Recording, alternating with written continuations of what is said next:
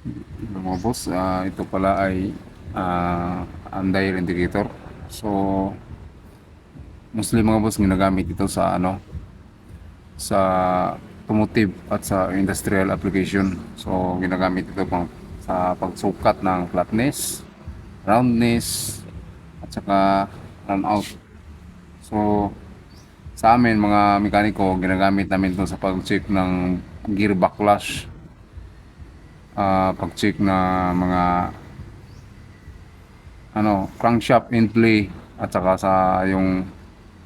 sa cylinder, no? Ginagamit namin to sa bore. Mga machinist ang kadalasan gumagamit dito mga boss, yung mga machinist sa machine shop. So ngayon, tuturuan ko kayo kung paano to gamitin. So madali lang naman siyang gamitin kasi ito ay isang unit lang ang gamit dito, no? Metric to. So 0 to 10 millimeter ang kanyang capacity ng kanyang ah ito, kung makikita nyo 0 hanggang, kung bibilangin nyo yan, yung mga guhit na yan is hanggang 100 na guhit yan. Makikita nyo 100 na guhit yan. So bawat guhit niyan is 0.01 mm, no? O 0.01 millimeter yung bawat guhit na yan. So kapag makikita nyo, kita nyo ito 0.1, 0.01, 0.02, 0.03, dali lang.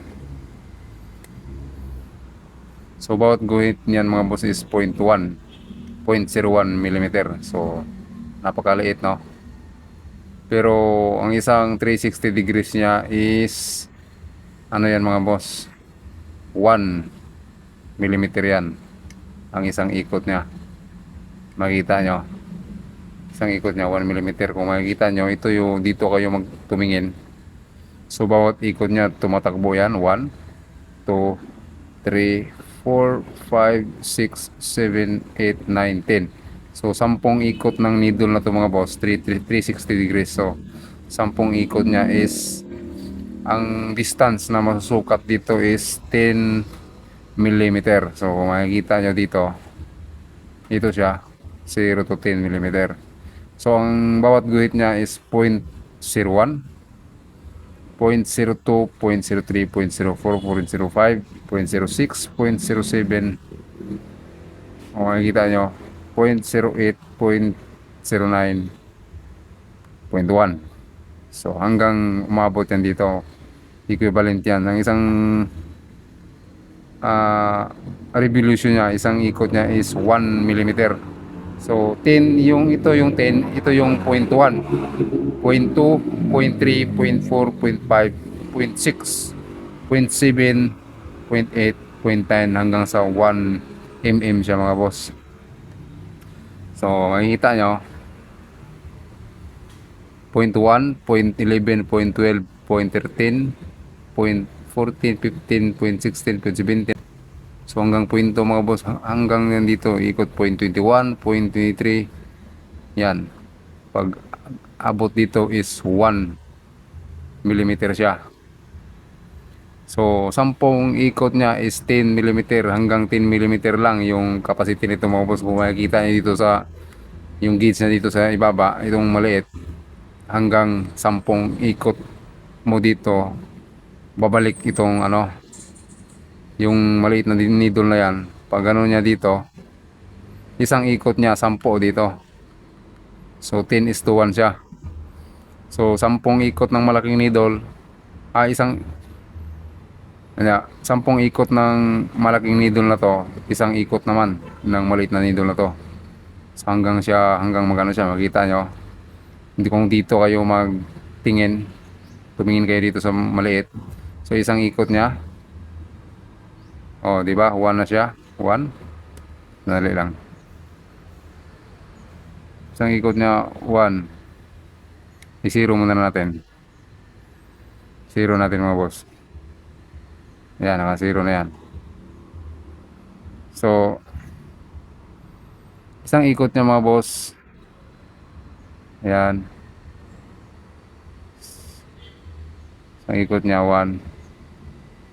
Ibig sabihin 1 mm yung travel distance ng kanyang rod, na yung pinos ko na rod, yung 1 mm yung kanyang distance. Yan. Hanggang 2 ikot. Tingnan niyo, pakinggan na, tingnan niyo yung nasa ibaba na ano, na gauge. So nasa number 2 na siya. So pangatlong ikot natin, pag abot ng 0, so nasa number 3 na. Hanggang dito yan, 4, 5, 6, 7, 8, 9, so 9 mm, 10 mm. Yan. Kung makita nyo yung sa ibabaw na rod, habang pinos ko yung sa ilalim, yung sa ibabaw tumaas din. So 10 mm din yung sukat. So accurate to mga boss. So maganda tong gamitin sa pagano ng ano, kahit sa kahit sa disc brake, no, rotor disc, pwede rin to kung magsukat kayo ng round out sa mga camshaft, sa mga crankshaft. Kung sukatin yung round out nito, pwede rin. So madali lang siyang intindihin mga boss, no. Kung makikita nyo, sandali lang, ulitin ko. So ito yung zero nya. Yan. Bawat guhit na yan patungo dito 100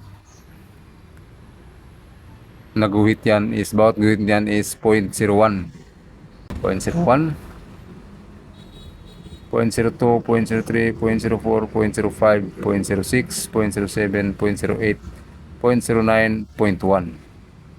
So hanggang umabot yan dito mga boss. So 0.1, 0.11, 0.12, 0.13, 0.14, 0.15, 0.16, 0.17, 0.18, 0.19, 0.2. So 0.3, 0.4, 0.5, 0.6, 0.7, 0.8, 0.9, 1 mm. So dalawang ikot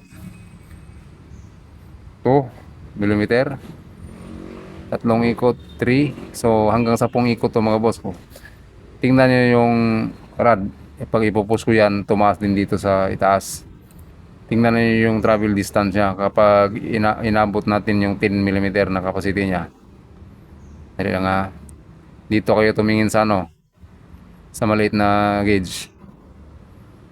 Kaya makikita yung needle na yan, isang ikot ko napunta sa 1. Yan. Dalawang ikot 3, 4,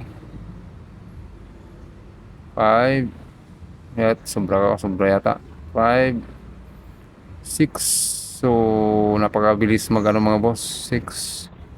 Napakabilis niyang ano, pumalo. 7, 8, so 8, 9, 10. So yan mga boss, kung makikita mo sa itaas yung pinus ko sa ibaba, tumaas yung nasa itaas. Tingnan nyo, nasa 10 mm din siya. So napaka-accurate niya mga boss. Tayo.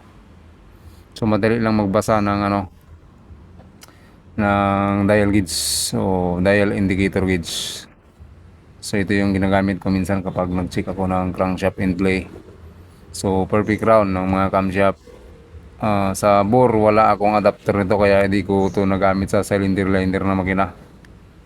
So nagamit ko lang to sa crankshaft and play at sa kanyang ano, perfect round ng ano, crankshaft. Kasi wala akong adapter nito, plano pa akong bumili. Okay mga boss, sana nakatulong tong video ito sa inyo. Kung medyo naguluhan kayo ay pwede nyo namang ulitin. Sabi ko, parang multimeter lang to yung sa tester. Yung mga guhit na yan, may mga balyo. Mayroong minor at saka major division yan. So itong malaking guhit, yung major division niya, ayan. 0.1, 0.2, 0.3, 0.4. So yung mga maliit na mga guhit, yun naman yung minor division. So madali lang siya intindihin mga boss. Pero kung meron na kayo nito, sigurado ako maintindihan nyo. O sa video lang kasi kapag hindi kayo nakaranas ng ano, mas medyo mahirap siyang intindihin. Okay mga boss, so salamat sa palagi sa inyong panonood mga boss.